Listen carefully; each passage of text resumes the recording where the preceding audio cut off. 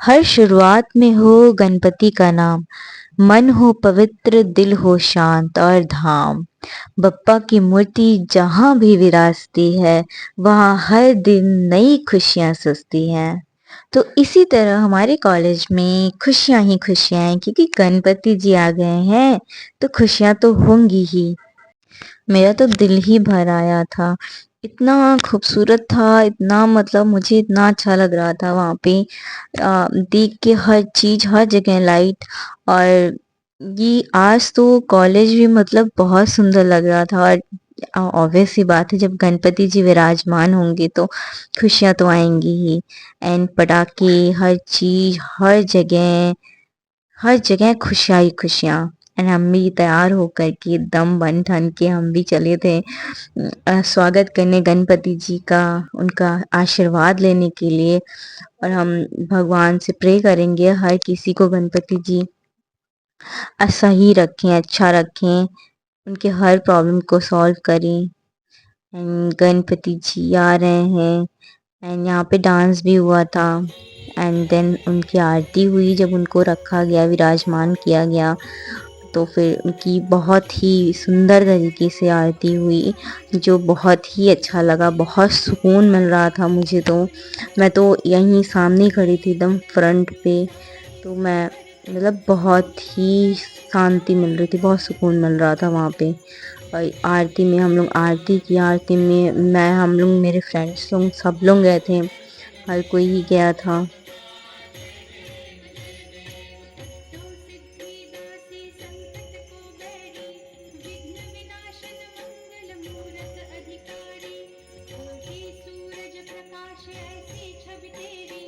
ये रहा कॉलेज का ब्यूटीफुल नज़ारा।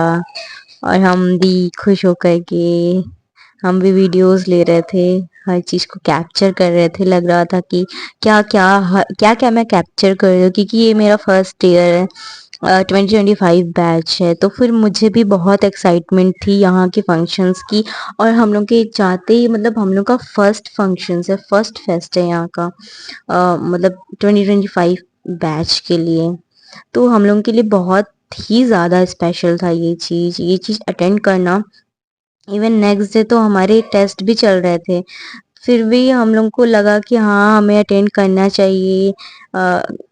भगवान आए हैं, गणपति जी आए हैं, उनके दर्शन किए बिना हम लोग कैसे रह सकते हैं। एंड ये रहा हमारा तब लुक था। एंड ये आरती तो आपने देखी ही। तो ये आरती हो रही थी।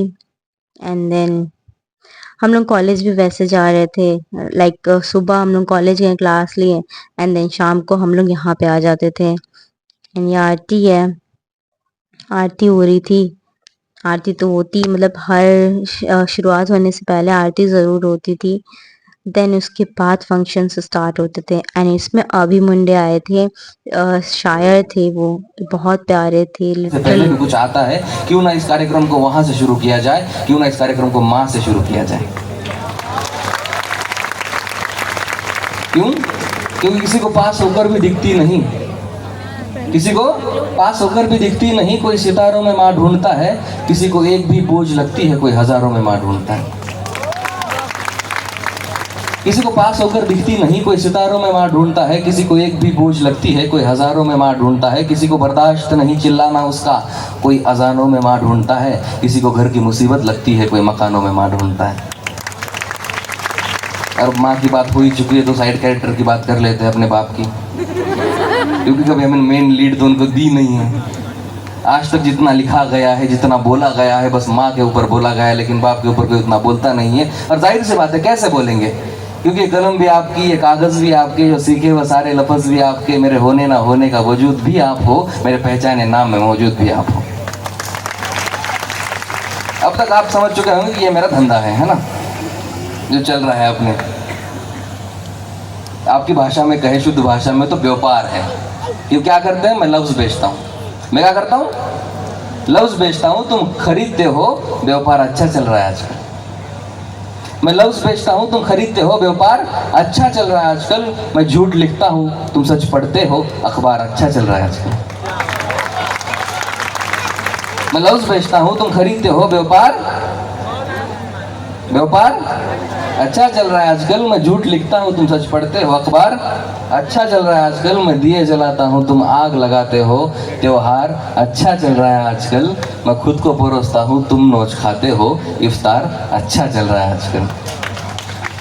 और यहाँ पे दिल जले आशिकों के लिए आखिरी शेर कि मैं मांग सजाता हूँ तुम दाग छुपाती हो।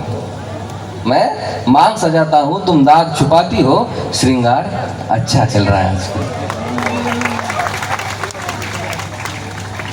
सबको जाना है बचपन में, एक सैर कराएंगे क्योंकि यहाँ पे जितने लोग बैठे हैं तो कहीं ना कहीं एक चीज़ तो हम मिस करते हैं कि जो बचपन था उस चीज़ को हम मिस करे जा रहे हैं। आज तक मुड़ के देखते हैं तो ज़रा जल्दबाजी ही कर दी कि जवान होने की, ज़रा ज़्यादा ही फिराक में आ गए, ज़रा झांसे में आ गए और बचपन जो हमने खो दिया।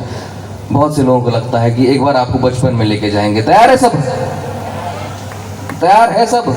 दिखा के चले गए, उनसे क्या ही उम्मीद आप रखोगे?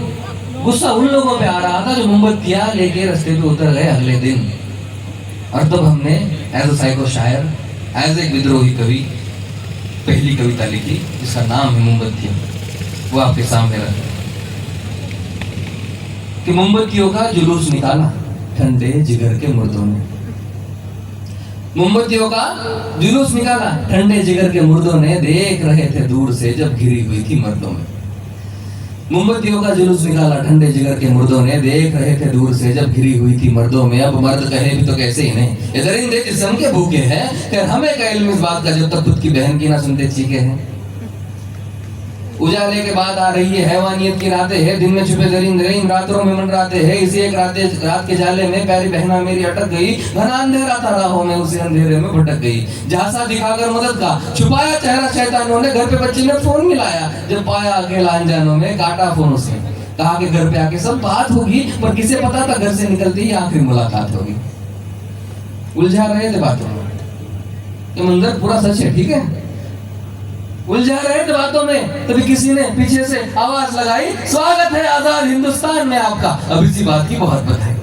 अब हिम्मत है तो सुनो कहानी, मानो कि खुद के बेटी पर लिखी है, घिनौनी लगे तो भी सुन लेना ये कहानी आपको देखी है।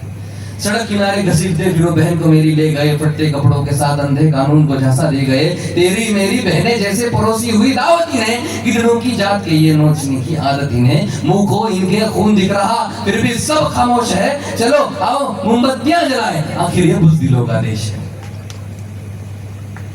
भूख मिटी थी शैतानों की, भूख मिटी थी शैतानों की, पर जाहिली ना काफी थी। बेहोश पड़ी थी रास्ते पर जान अभी भी बाकी थी। तो क्या करे अब जिस्म का इस, मार दे या काट दे, है ना?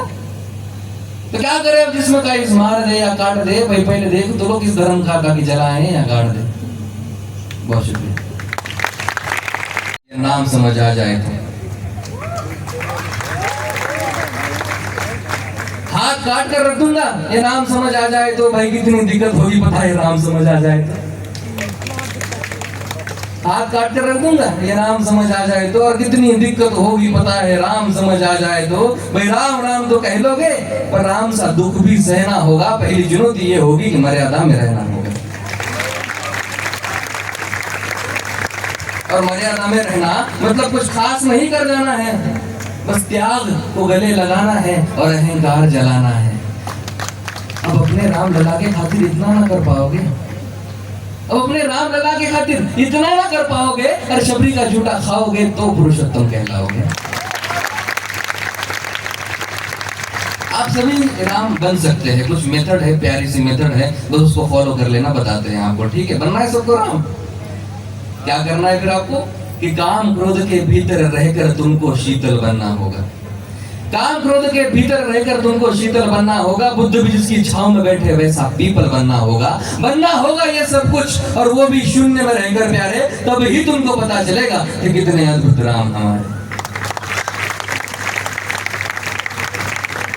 राजनीति का दायां बायां जितना मर्जी खेलो तुम।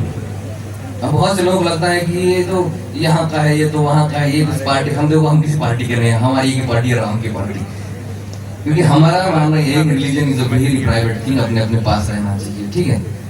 राजनीति का दाया बाया जितना मर्जी खेलो तुम चेतावनी को, लेकिन मेरी अपने जहन में डालो तुम, निजी स्वार्थ के खातिर घर में राम नाम को गाता हो तो खबरदार अगर जरूरत की और मेरे राम को बांटा तो। भारत भू का कवि हूं मैं तभी निडर हो कहता हूँ, राम है मेरी हर रचना में, मैं बजरंग में रहता हूँ। भारत की नींव है कविताएं और सत्य हमारी बातों में, कभी कलम हमारी तीखी और साहित्य हमारे हाथों में। तो सोच समझकर राम कहो तुम, ये बस आतिश का नारा नहीं। तो सोच समझकर राम कहो तुम, ये बस आतिश का नारा नहीं, जब तक राम हृदय में नहीं तुमने राम पुकारा नहीं। राम कृष्ण की प्रतिभा पर पहले भी खड़े सवाल हुए, ऐसे नहीं कि आज ही राम खतरे में थे, पहले भी थे। वैसे हो नहीं सकते राम कभी खतरे में, हमने डाल दिया। राम कृष्ण की प्रतिभा पर पहले भी खड़े सवाल हुए, भैया लंका और कुरुक्षेत्र यूं ही नहीं थे लाल हुए। राम क्या है? एक मेरा असफल प्रयास सुनिएगा कि प्रसन्न हंसना भी है और पल पल रोना भी है राम। प्रसन्न हंसना भी है और पल पल रोना भी है राम, सब कुछ पाना भी है और सब पाकर खोना भी है राम। ब्रह्मा जी के कुल से होकर जो जंगल में सोए हो, जो अपनी जीत का हर्ष छोड़ रावण की मौत पे रोए हो, शिव जी जिनकी सेवा खातिर मारुत रूप में आ जाए, शेष नाग लक्ष्मण बनकर जिनके रक्षक हो जाए, और तुम लोभ क्रोध अहंकार संकपट सीने से लगा कर सो जाओगे, तो कैसे भक्त बनोगे उनके, कैसे राम समझ पाओगे? अघोर क्या है पता नहीं, बस शिव जी का वरदान चाहिए, है ना। सोमवार आ गया, भोले बाबा का स्टेटस लगा दिए, पहले नरक में तुम चलोगे सालों।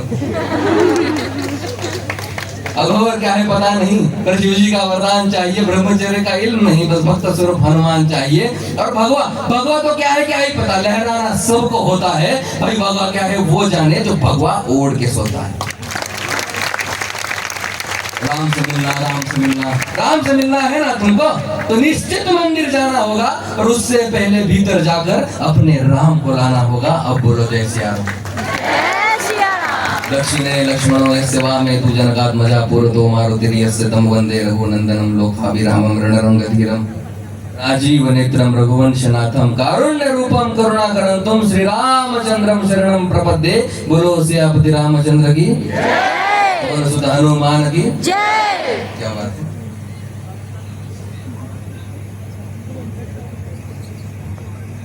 महफिल की आखिरी कविता, अगर फिर से आपको कविताएं सुननी है तो मेरा 2.5 घंटे के करीब वाला शो होता है, आ रहे हैं बनारस, पता नहीं नवंबर में कहीं ना कहीं आ रहे हैं। इंस्टाग्राम खोल के देख लीजिएगा, हमारा हमें तारीखें याद नहीं रहती है, बस ऐसे ही, क्योंकि हमें प्रमोशन और ये मार्केटिंग पीआर नहीं समझ में आता है। पर हमने देखिए जय हो देखिए आपने, हाँ, तो बस हमें इतना आता है। अगर आपको थोड़ा बहुत पसंद आए तो लोगों को बता दें। इनकी शायरियाँ तो ऐसी थी कि हम सब सुनते ही रह गए, बहुत ही अच्छी थी, बहुत ज़्यादा अच्छा था, हमें बहुत अच्छा लगा। एंड देन डे 2 आया, डे 2 को भी हम लोग गए वहाँ पे, फिर उसके बाद हम लोग डांस किए। डे 2 के दिन आए थे अभिमन्यु जी।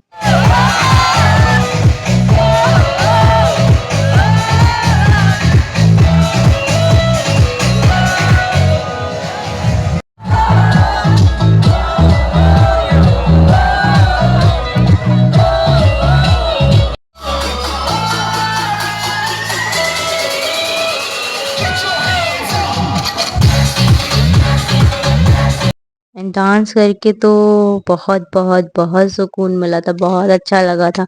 उसके बाद हम लोग गए डे 3 के दिन, मैंने ये वाली ड्रेस पहनी थी, मुझे अच्छा लगा था। एंड उस दिन तो सॉन्ग गाया जा रहा था।